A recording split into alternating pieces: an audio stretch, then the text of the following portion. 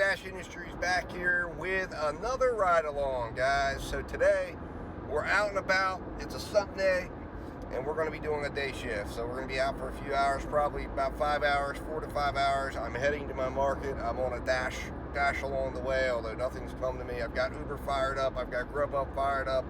So the first opportunity I get, hopefully I can get a good order to start the day off. But goal, as always, is $100.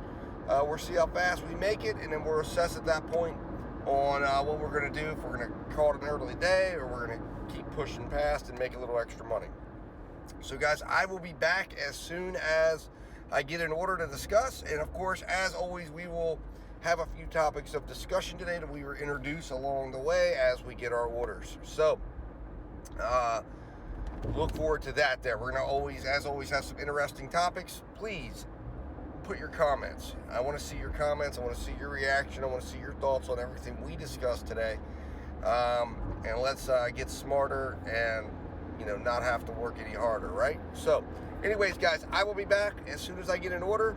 After we get that order, I'll introduce the first topic, and then once we complete that order, we will talk about it. All right, guys, I'll be talking to you soon, and hopefully we get an order real quick.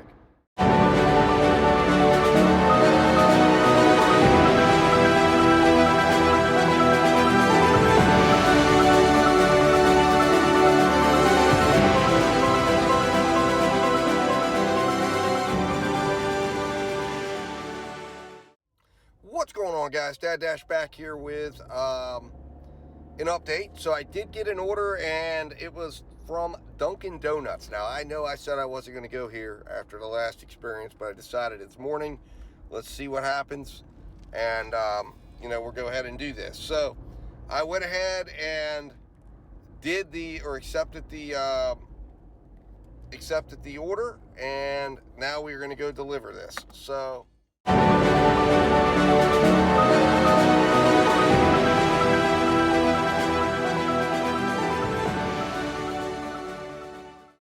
Alright, guys, so I am back, and wanted to go over what went on with that order. So it was a relatively smooth drop off with the DoorDash order. There was extra tips. So first order of the day with some extra bonus tip ended up going from $7 to $9.50. So there was a $6.50 tip, $3 base pay. So not entirely terrible. And then we, of course, went to California Tortilla. I did not come back on. I had some family things that I had to take care of. I had to make some phone calls on my way back to California Tortilla. But I got back to California Tortilla, successfully picked it up, order was ready, and now we're about a minute outside of the customer's house. So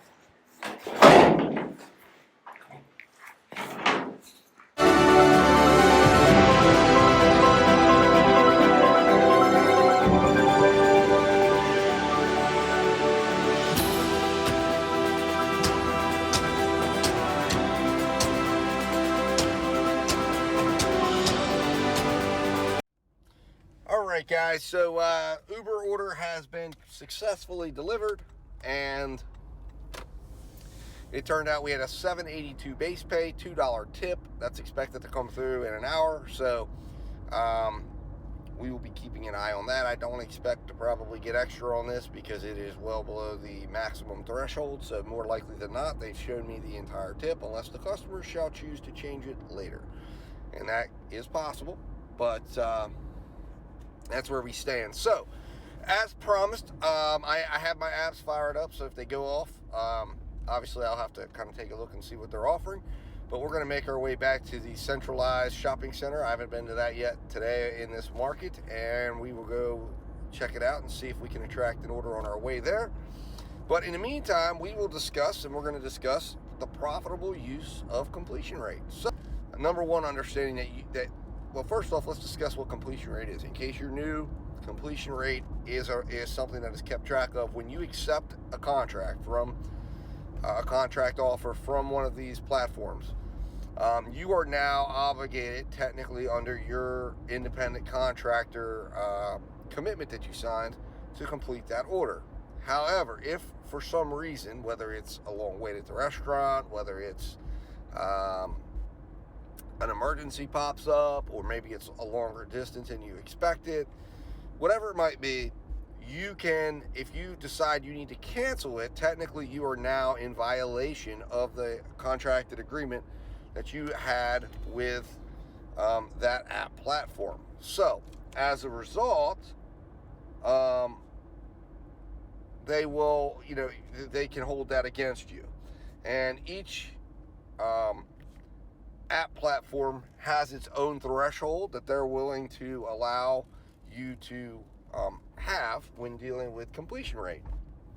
So, and by the way, we just accepted a Taco Bell order for $8.50. So we are going to head to go get that now.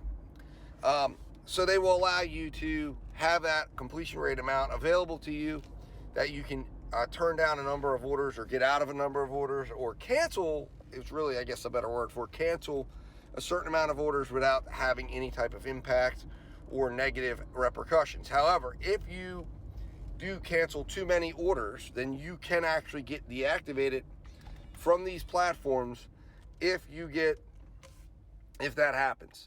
So that's what completion rate is. So the idea here is a lot of people see this completion rate because DoorDash actually shows it to you. Uber and GrubHub do not show those to you. But both of those platforms, if you turn down or cancel too many orders, you can get in trouble. In fact, GrubHub now has a contract violation. One of their contract violations is canceling too many orders. So if you cancel too many orders, they're going to contract violate you. And if you get, more than 3 violations in a 90-day period, then you will get deactivated. So GrubHub is tried to give a little bit more transparency around their process. They have not necessarily, though, given you an opportunity or given a way for a driver to see what their completion rate is, but it is held against them. Same with Uber. Uber, you can go in and if you go in deeper, you can see a daily completion rate. And I even think a monthly completion rate if you run it. But it's just not as easy to find like DoorDash does. DoorDash shows you your completion rate based on the last 100, and you can very easily see where you stand and know where you stand. So what I'm going to explain to you is the way, when applying a strategy towards completion rate, DoorDash is the one that's easiest to do, because what I do with DoorDash is I will go down to as low as 85%. Obviously, my goal is to try to ferret out the bad decisions by making the best decision at the beginning. But sometimes things spin out of control. Sometimes you go into a really good restaurant and they're having a bad day. Sometimes you get a customer that you just don't feel comfortable going out to, or you maybe take an order and you didn't have a chance to really analyze the map very well because you were not in a position to do so, and you realize, oh my God, if I do this order, this thing's going to go off the rails. So those things happen, and that's when you should utilize and use your completion rate. So take it down to 85%. What I would say is a good rule of thumb for GrubHub, Uber, because you're not able to see those things, keep a running total in your head, right? Making sure that, start now and go, okay, for the last 10 orders, keep track of the last 10 orders and make sure, remember that you should do 9 out of 10 orders to start out with. That would make sure that you're doing, on a 10 order basis, 90%. And if you follow that and you only make a point to cancel 1 out of 10 orders, you're at 90%.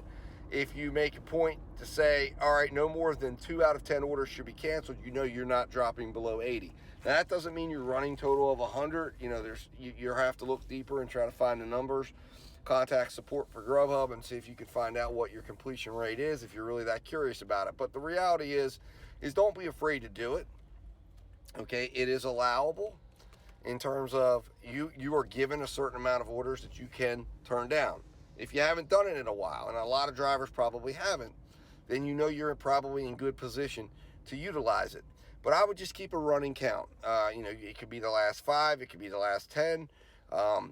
Real easy to do if you set up a spreadsheet for it. where every time you utilize your cancellation rate, you can just, your completed orders, you should be looking and knowing, because these are not orders that you're declining. These are orders that you're taking and then canceling after the fact. So you could keep a running total of these and know, okay, here it is. I just did that, and I did 7 orders before that.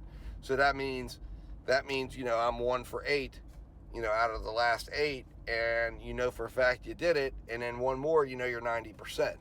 So now, basically, if you want to, utilize it or keep track of it like DoorDash would on a smaller basis, if you keep track of your last 100 orders, you could do that. But I don't really believe all of that's even necessary. I just think what you need to do is make sure that you're making solid orders on the front end. Make sure that you're following good principles of accepting orders. Make sure you know your market, and then you will limit the chaos and problems that can come about if you're not doing that. Because most of the problems that exist are due to bad order selection. So anyways, guys, I'm at Taco Bell now. I'm going to run in here and grab this order. And we'll talk about this more as soon as I get the order. I'll come back on and finish this discussion. All right, guys, talk to you in a minute. All right, guys, I am back from picking up the order at Taco Bell. Went relatively smooth, no wait at all. Got right in, got the order, back out in the car. So let's finish the completion rate. So we went over what completion rate is. We went over the circumstances that you should consider, that can come up and happen and apply to when you might want to consider getting rid of completion or, canceling an order. So the point is that what you need to utilize is to ferret out the bad decisions. And we've talked about number 3. The number 3 point with completion rate is that completion rate directly ties into order selection. So helping to improve your ability to select solid, profitable orders and to gain information and intelligence on exactly what restaurants have problems, what don't, what fits, what doesn't, would directly help you to make better choices and thereby limit the times you need to utilize your completion rate. However, if you are making bad choices, if you are finding that you're regretting a lot of your choices, you need to keep track of that. You need to be aware in each market you work in, or if you only work in one market, or for each app you work for, what are the stores that work best? What are the stores that have the best systems in place that will help you to utilize and get to where you need to be, as far as your goals for your shift, your goals for working, and your goals for income generation. Because that is, completion rate really does play a big role in that.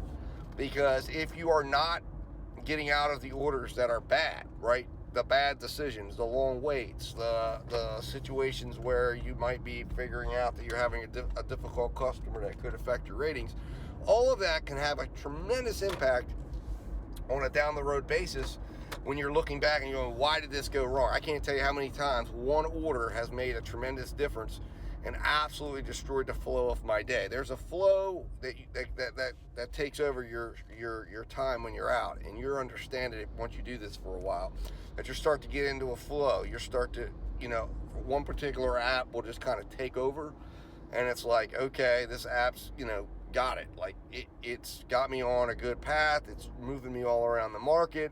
They're giving me good orders, and then if that app starts to get bad orders, Uber might take over, or GrubHub might take over. But you're just on a really good flow. You're really flowing with your market. You're getting around all the hot spots. You're able to stay within a proximity that you can get multiple, 2, 3, 4 orders an hour, and things are going really well. And then you have that one order that just absolutely breaks bad on you, delays you.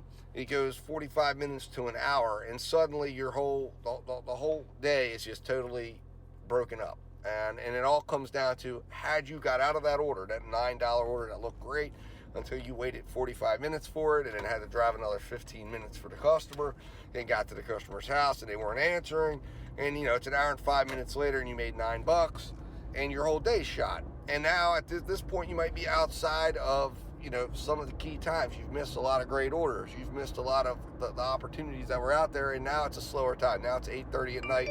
Things are slowing down. GrubHub's slowing down. Uber's slowing down. And Doordash is firing at you $3 orders now.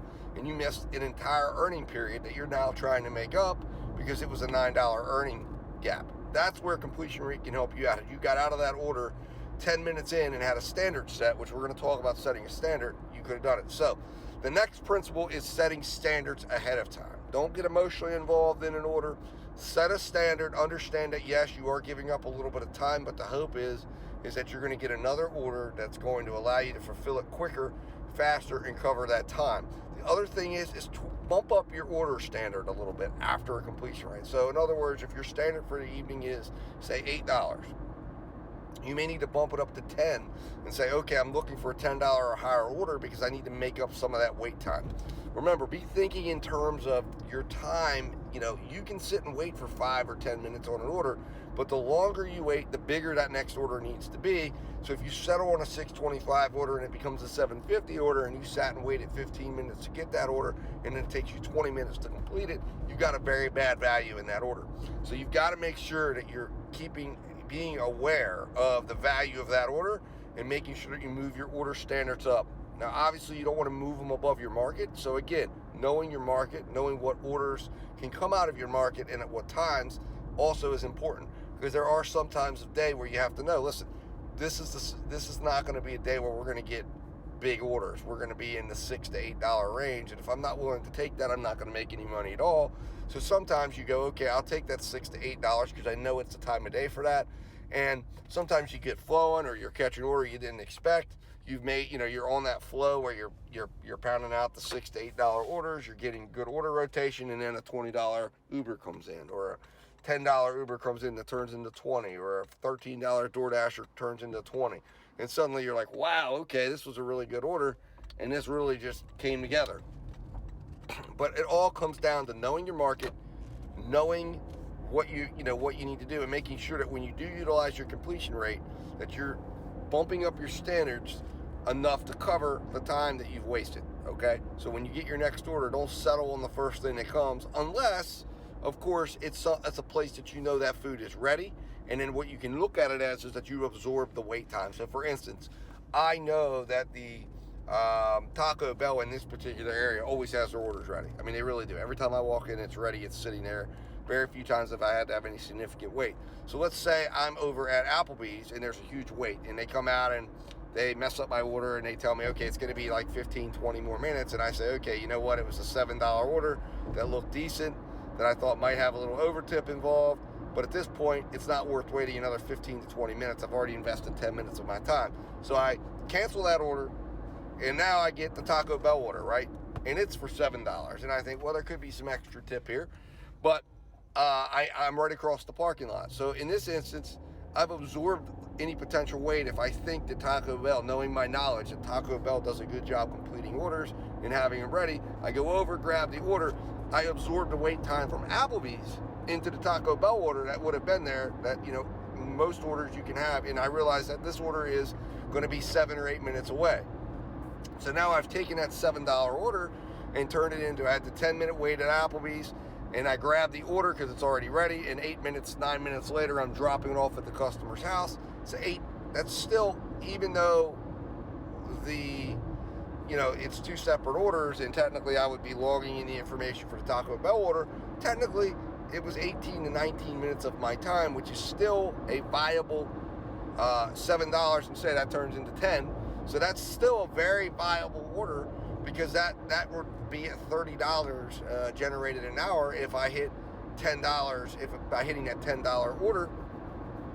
So that is still a very viable order, because of the fact that I knew that restaurant was ready to go, right? That restaurant would have my order more likely than not ready to roll, and I'd be able to walk in, grab it, and go. And I also knew my market enough that I knew that the location for where the drop-off was going to be, because it was maybe low miles in this case, or maybe it was 4 miles, but I knew it was maybe 2 minutes a mile.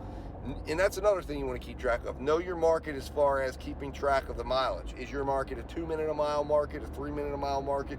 Each market is different. Some markets are larger in distance, but if you have freeway and interstate, you might be doing 1 minute a mile on the interstate. And so if you're doing, maybe you have a 12 mile order, right? And 10 miles of those are freeways, so that's 10 minutes. then you get off and you know that off the side roads is about 2.5 minutes. So, you've got a, 15-minute order. Whereas maybe you end up with a 5-mile order, right? But that 5-mile order, which is like $7 for 5 miles, or let's just say, $8 for 5 miles, but it's going to take 15 minutes to complete that order, right? Or drive, because it's 3-minute miles if you're riding through the town, as opposed to that $15, maybe say 12-mile order, but you can get that done in 15 minutes. That's $1 a minute, right? I mean, that's a better value than, say, getting $8 or $9 or $7 for the same 15-minute journey. So you got to look at all that stuff. Those are all the things you got to do, and the way you do it is you keep track of your stuff. But when it comes to completion rate, you've got to be aware of the time you've already spent. Set that standard. My recommendation is 10 minutes. You shouldn't be waiting more than 10 minutes. And at that 10-minute mark, you got to really gut check yourself and say, do you go for it or not? Once you go past 10 minutes, you're committed to the order. In my opinion, if I'm waiting past 10, more likely than not, I'm not going to leave the restaurant, because I've either made the determination that the amount of the order is worth my stay, or I think that it's going to be ready relatively soon. But the longer you're waiting, the less likely you are going to be able to absorb that amount into another order, and you're talking about now not getting paid anything for that time, and that's kind of an unacceptable thing. So sometimes you got to bite the bullet, so to speak. So let's say you make that determination to stay at the restaurant for 10 minutes, and then okay, I'm going to stay for another 5. Another 5 happens, and then they say, well, in 3 minutes it'll be ready. Well, do you give that order up? You've already invested 15. Do you give that up at 15 minutes? No, you're not going to. You're going to wait the 3 minutes. And if they tell you there's another minute, you're going to wait the other minute. So at that point, you're connected it in. But at the 10-minute mark, you need to make an assessment. You need to go find someone who is handling the order and say, how long do you think there is left? If they tell you that there's 10 minutes or more left, if they tell you that there's more than 5 minutes left, I think at that point, you got to make that decision and then walk away from it. Because at that point, 10 minutes is very absorbable into the next order that you have. So anyways, guys, that's what you got to do. That's completion rate. I know it's a lot of information. I apologize. But it's very important. This is, to me, one of the things that is a difference between profitable days and unprofitable days. And I think for a lot of people, if you learn how to utilize and look at the numbers and use these things to help guide you on your next orders, and you have enough apps that you've got sending you orders that if you turn them all on, that you should have a good order volume, then you should always be able to still be profitable, still have a profitable day.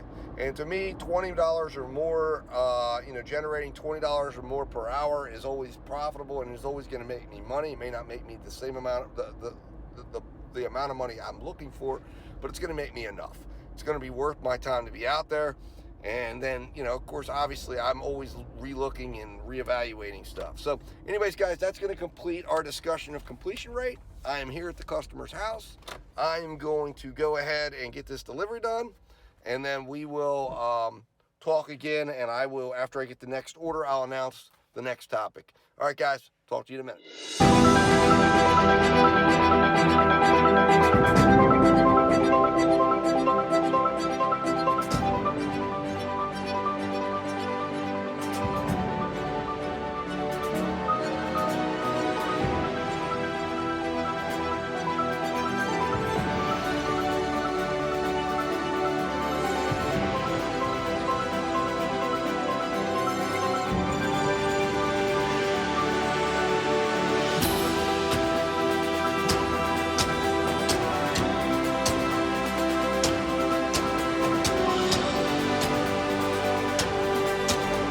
Guys, Doordash back here again. So I'm going to report on some things here, give you an update. So got back to the market.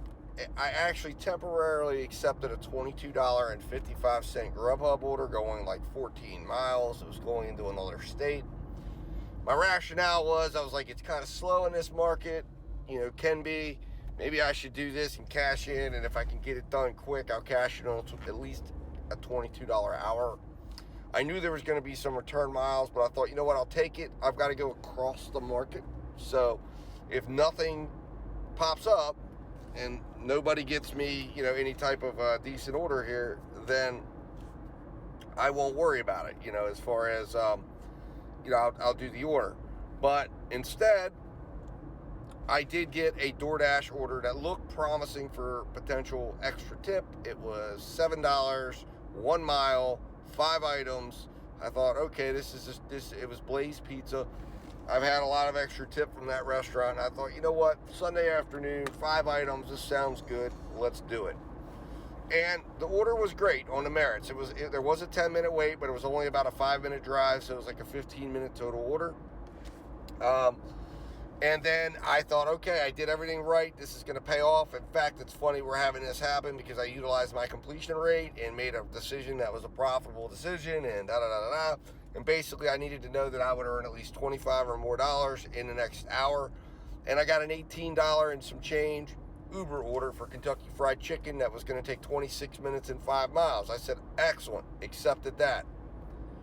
No sooner did I accept it than did Uber come back through and hit me up with a cancellation, and let me know I wasn't getting paid for it even though I had accepted it, and basically, sorry, we're canceling it. So now I'm back to the drawing board. I did just get offered a $7 Papa John's order, but it was a 1 item going almost 5 miles, but really in a direction that was going to probably be about a 10-mile deal because it was going to take me out of the market again. So I decided to turn that down and look around for something else. So this could be one of those situations where it may have been better to take the bigger order that was going to, cover my miles back and give me $22 and, move me along towards my goal of 100. But I kind of felt confident that I might be able to generate more money by taking smaller orders, or taking more orders that are in a smaller footprint. So we'll see if my gamble paid off, or see if I made the right decision. And that'll remain to be seen. Now it looks like we got a Wendy's order, 3 items, $7, 4 miles. It looks like we're gonna head over to Locust Hill Golf Course. You know what? We will go ahead and do this. There could be some extra tip there. This Wendy's is normally pretty good. We're going to test it out. We just accepted an order. So, guys, I know I told you I was going to be talking about order size. We will have that discussion here shortly after I go pick up this order. I will come back on and we'll begin our discussion and take it from there. All right, guys, I'll be talking.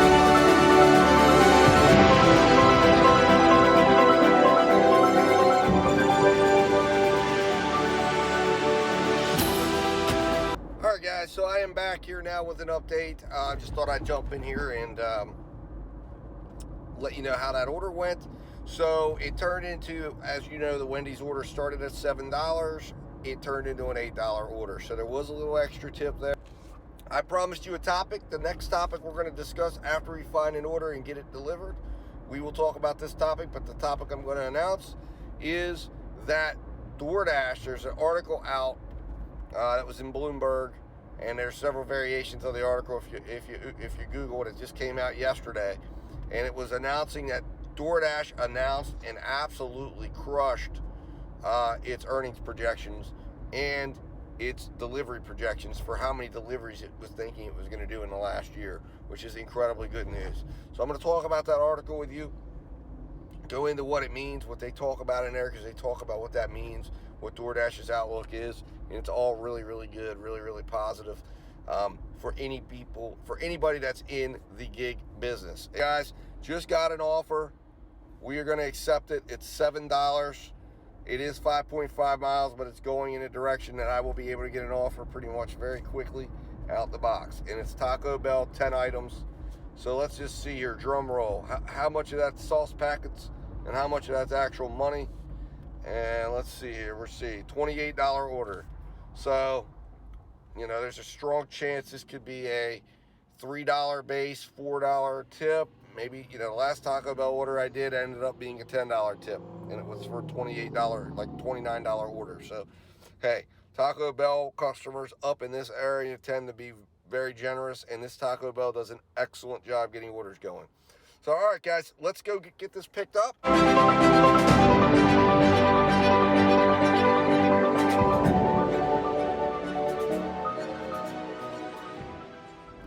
What's going on, guys? Dad Dash back here. So, completed the Taco Bell order that I accepted. It ended up being a little bit extra money. It ended up being $8.50.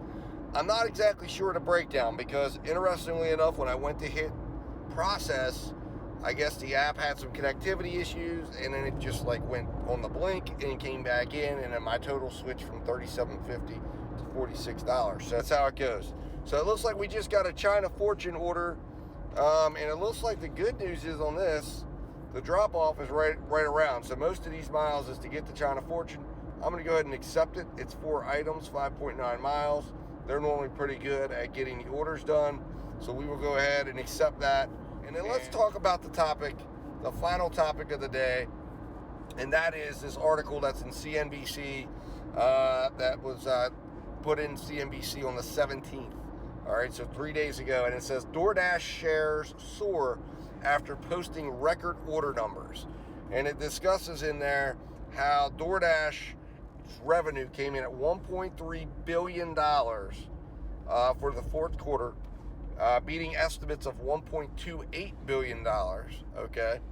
And that they also, the order numbers, the order count, the number of orders that were processed was a nearly, let's see here, it was nearly 36% increase year over year. And they were talking about how they have done better than expected because they were not expecting people to continue to use the apps like they have been. And that essentially one of the things that's come in is that because the things happened with the pandemic and got people using the service, that now people don't want to stop using the service because they've realized the convenience of having food and items delivered to their house as opposed to having to go out, and that they're willing to pay the premium fees. So that's good news, because what that basically means is the scare tactics, the idea here that interest in DoorDash or interest in delivery and interest in, these in having items delivered was going to wane or has been waning is just simply not true. Now, what I believe to be true is, and I think this article represents that, and I think these numbers represent that, is that what we have is the reason why we as gig business operators are feeling the crunch and the push is because more and more people are joining the gig world, right? And these people don't understand how it works. And remember, if you remember being a newbie to DoorDash, you're going to be a top dasher for a month. You're going to be having order priority over other dashers, and that's what's happening. As more and more people join, it becomes harder and harder if you're going into an overpopulated market or a place, or you're hanging out at the overpopulated areas where everybody would think to hang out, and you don't find your little niche of the market or just keep circulating the market. I think one of the big things that you've got to do as a dasher is not get caught sitting. And that's, I sit for a few minutes and then I'm moving. But the DoorDash's full year guidance, this is what the article says, is that that doesn't see the momentum slowing, and that the company's projected marketplace gross order value to be in the range of $48 billion to $50 billion this year. So that means they're expecting even bigger amounts of money to come in. Now do remember, DoorDash has expanded. It's not just doing food. It's doing grocery delivery now. You can go to convenience stores and have items delivered from convenience stores. So there's a tremendous amount of expansion that DoorDash has had that is driving these numbers. And anytime you introduce more market pieces or product lines, you're going to see numbers rise. So I think part of it's that, right? And eventually you're going to see numbers settle too, because you're going to see where the market's going to come out, and we're going to see these numbers kind of settle in. And then you're going to see DoorDash have to make some determinations about how they're going to go after and capture more and more market. Eventually it will level out though. And as you're seeing DoorDash, the profits are coming in, or the money that's being generated is tremendous. But now I think what you're going to see, part of what we're going to see as dashers, is DoorDash starting to cut labor costs and trying to come in and get these orders done at as low a price as possible and try to retain as much money of the fees and things as they can, because obviously they're generating a lot of business. They're generating a lot of money through their platforms for these restaurants. And what I think it's also really great is that as you see these numbers come in, competition will continue, and there will be other places that will, or other businesses that will get involved in the gig market, and as a result, the opportunity for dashers is going to only expand. That's why I am not worried whatsoever, okay, in my approach, in my business plan, because my plan calls for having as many business relationships as I can, continue to improve my skills to work with as many apps as I can at one time, of course safely. Safety is number one, but being able to hone in on my ability to work with as many vendors as I can, and to continue to improve my order volume so that I have as much to look at as possible, and to also anticipate that I don't care who you are or how perfect you work, you're going to run into situations where you're going to lose apps, where things are going to happen that are beyond your control, and you're going to get cut out and phased out of an app. And it may be, a mistake, it may be something. I mean, there's just things that can happen. So you've got to be ready and prepared to be constantly building your portfolio of opportunities to work. And I think that what we're going to see is we're going to see more of a gig operated economy coming into play, where you're going to see there's a lot of benefits on both sides of the coin and operating things in the gig way. So, but this is great news, guys. Look up the article. It was posted in CNBC. I thought it was Bloomberg, but it's CNBC, but I believe Bloomberg also has an article. But look it up. DoorDash had a record year, which is really good. I think the other apps are having the same deal as well. DoorDash is clearly the big boy on the block right now. So watch as others try to jump in the market and undercut DoorDash and compete with DoorDash.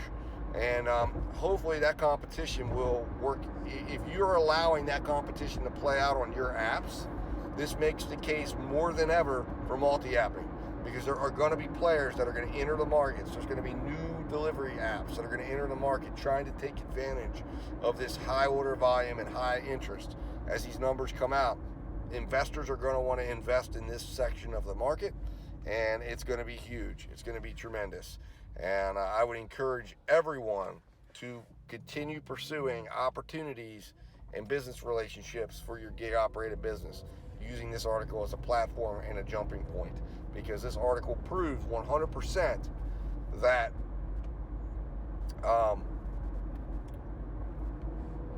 that DoorDash and gig work are going to be around, that this is not going away.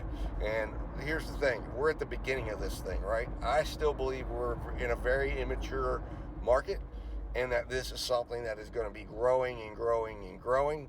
And yes, I know they're going to use bots, and I think there's going to be robots, and I think there's going to be changes, right, constantly. But we have to be ready to evolve. We have to be ready to understand the change, and we have to be ready to react to change and figure out our place. And as long as we're doing that and we're not buying into the doom and gloom, it's going to be all over with. Listen, it will be over with for, I think, some people. I don't think this market's going to be accessible to as many people as it has been. I think there's going to be more requirements that are going to cause people to get out. I think that if this thing is done right, and we do it right, and we get recognized for who and what we are, that alone will start to close the gap and exit some people out that are like, okay, this isn't for me, it's too complicated. And for some it might be. It's very simple work, but it's complicated to be successful. And that's what I tell people. Like, yeah, this is simple. You fire up your phone and go out and see if you can make some money. And you know what you're going to find? After your top dasher wears off, after you're running around the market, you're going to look back at your numbers and you go, oh my God, I just made like $30 in 3 hours and drove, 60 miles. And you go, well, I can't do that. This isn't good. Well, yeah, because you didn't approach it right, because you didn't take the time to approach this like it should be. And that's a business, right? And you didn't approach this. Now, if you're doing it for fun, whatever, that's great. There's all sorts of opportunities out there for you to do it with. And there's plenty of orders out there for everyone. So anyways, guys, that's the final talking point of the day. It's about 1:30. We're picking up this next order for China Fortune. I did get an order. If you noticed, my phone went off and I got a GrubHub order. It was for $13 for 9 miles, but it was not going in any direction, and I already accepted this order, so I'm gonna play this order out, and see where it goes, and see if there's extra money, and then see what happens. I like the area that this order ends in, and it's literally right behind this restaurant, so I think we can flip this order over pretty quickly and then see if there's anything else. I don't trust GrubHub anymore to accept that order, get this order done, and go do that. They're gonna start sending me alerts and stuff, so it is what it is. All right, guys, I'm gonna run in here, grab this order, and I'll be back to update you in a little bit, go over what's happening as we close in, hopefully, on making our $100 for today. So hopefully we can end it strong in the next hour and a half. All right, guys, or actually next 2 hours. We're gonna be ending at 3:30 today, so hopefully next 2 hours end strong for us. All right, guys.